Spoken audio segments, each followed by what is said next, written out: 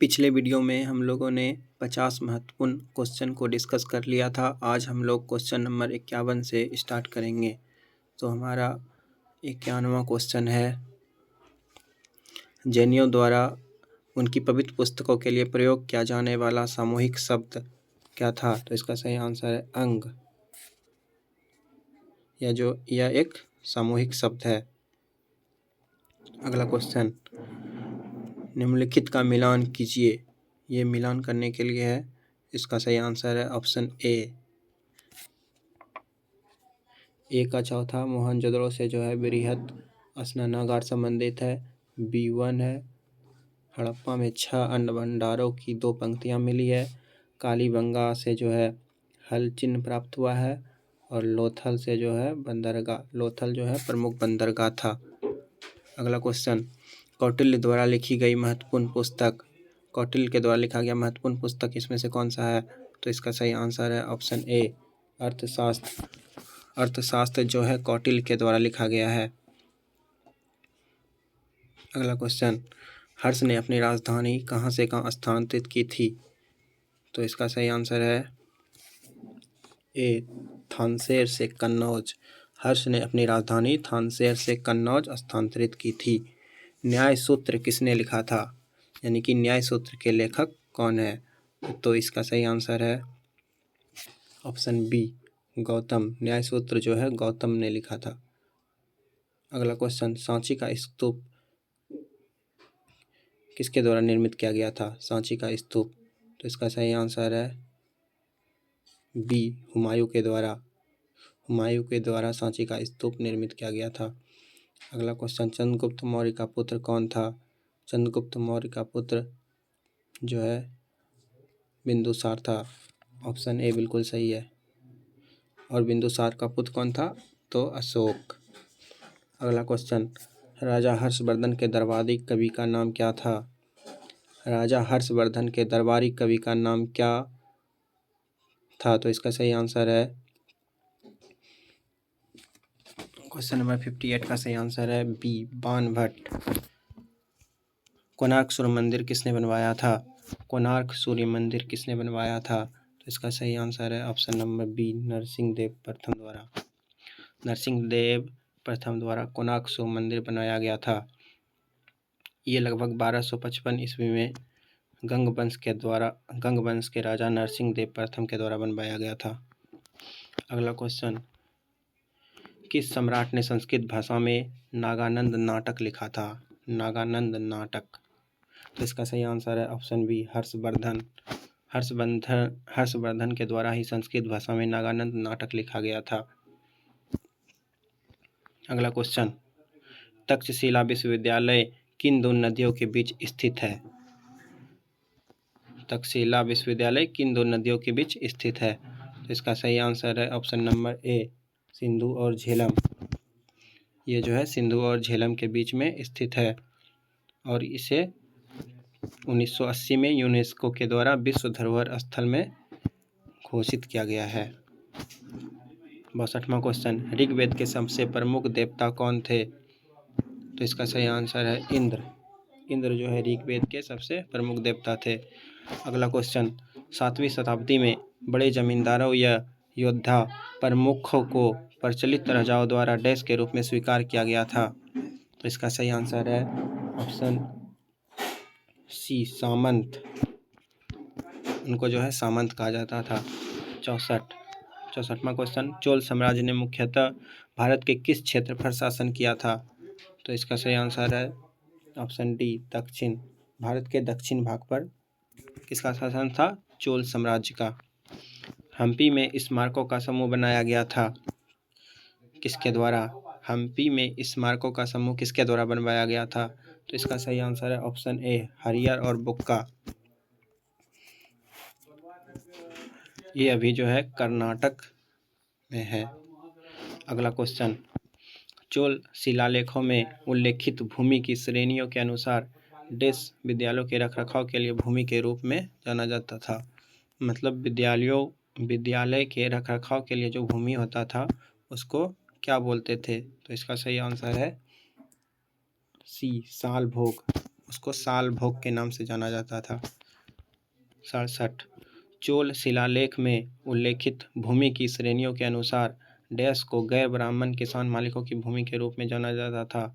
मतलब गैर किसान मालिकों की भूमि के रूप में किसको जाना जाता था? गैर ब्राह्मण किसान। तो इसका सही आंसर है ऑप्शन नंबर ए, वेलन वान वाई। अगला क्वेश्चन यहाँ पे है कि जैन संस्थाओं द्वारा दान भूमि को किस रूप में जाना जाता था? तो इसका सही आंसर है ऑप्शन नंबर डी, पल्ली चचंदम। 69 चोल शिलालेखों में उल्लेखित भूमि की श्रेणियों के अनुसार ब्राह्मण को उपहार में दी जाने वाली भूमि क्या कहते थे? तो इसका सही आंसर है ऑप्शन नंबर बी, ब्रह्मदेय। साल भोग तो स्कूल को दिया जाता था।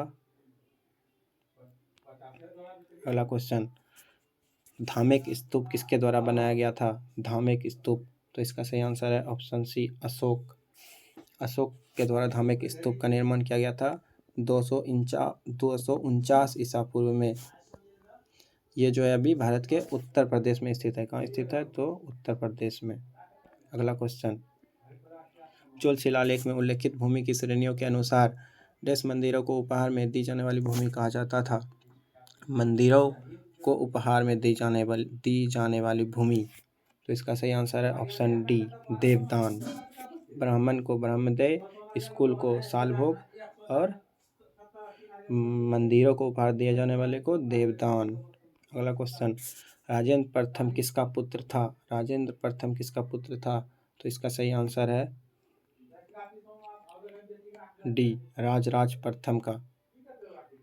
चाणक्य का वास्तविक नाम क्या था? तो इसका सही आंसर है ऑप्शन बी, विष्णुगुप्त। चाणक्य का असली नाम जो है विष्णुगुप्त था। 74 तक्षशिला एक प्रसिद्ध स्थल था।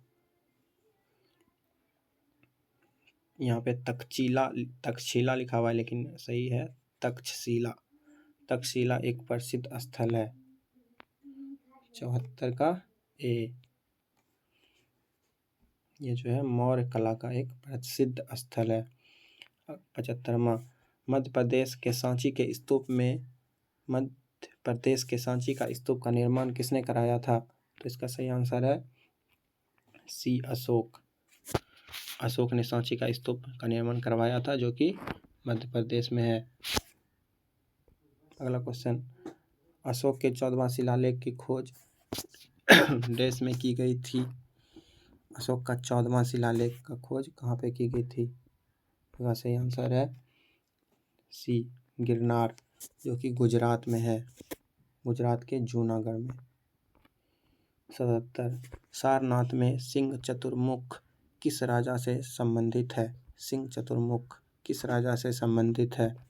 तो इसका सही आंसर है 77 का बी, अशोक।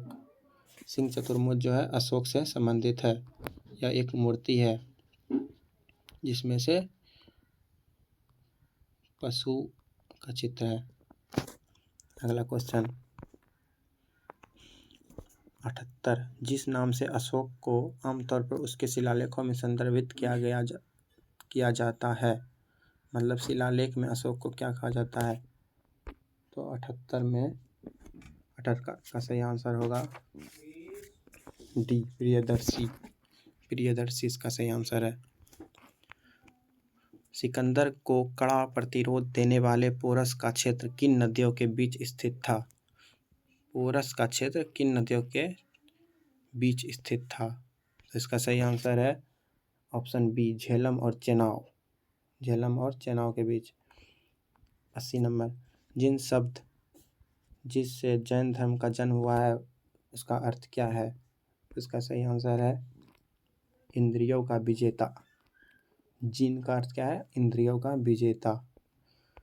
अशोक के शिलालेख को पहली बार किसके द्वारा पढ़ा गया? तो इसका सही आंसर है जेम्स प्रिंसेप के द्वारा। किसके द्वारा? जेम्स प्रिंसेप के द्वारा। किस लिपि में अशोक के शिलालेख उत्तर पश्चिम फ्रंटियर प्रांत में लिखा गया था? किस लिपि में? इसका सही आंसर है डी, खरोष्ठी लिपि में। अगला क्वेश्चन, निम्नलिखित में से किसने कश्मीर में कनिष्क के शासनकाल के दौरान आयोजित बौद्ध परिषद में अध्यक्षता की थी? कश्मीर में कनिष्क के शासनकाल के दौरान बौद्ध परिषद में अध्यक्षता किसने किया था? इसका सही आंसर है ऑप्शन बी, वसुमित्र। वसुमित्र जो है अध्यक्ष थे। 96, मौर्य दरबार में राजकाज की भाषा क्या थी? राजकाज की भाषा क्या थी? तो इसका सही आंसर है ए, मगधी भाषा। क्वेश्चन नंबर 97, 84,000 स्तूपों का निर्माण किसने किया था? 84,000 स्तूपों का निर्माण। तो इसका सही आंसर है ए, अशोक। अशोक ने लगभग 84,000 स्तूप का निर्माण किया था। 6ठी शताब्दी ईसा पूर्व में सुक्तिमती की राजधानी कहाँ थी? सुक्तिमती की राजधानी कहाँ थी? तो इसका सही आंसर है ऑप्शन सी, चेदी। चेदी की राजधानी सुक्तिमती थी। अगला क्वेश्चन, नंद राजवंश का संस्थापक कौन था? नंद राजवंश का संस्थापक जो है धनानंद था। धनानंद। 100वां क्वेश्चन, नंद राजा के खिलाफ चंद्रगुप्त मौर्य की सफलता के लिए निम्नलिखित में से कौन सा कारक उत्तरदायी नहीं था? बताना है कौन सा कारक जो है उत्तरदायी नहीं था। इसका सही आंसर होगा ऑप्शन सी, ग्रीक शासकों द्वारा प्रदान की गई सैन्य सहायता। ये कारण जो है उत्तरदायी नहीं था। आगे का क्वेश्चन हम लोग नेक्स्ट वीडियो में डिस्कस करेंगे।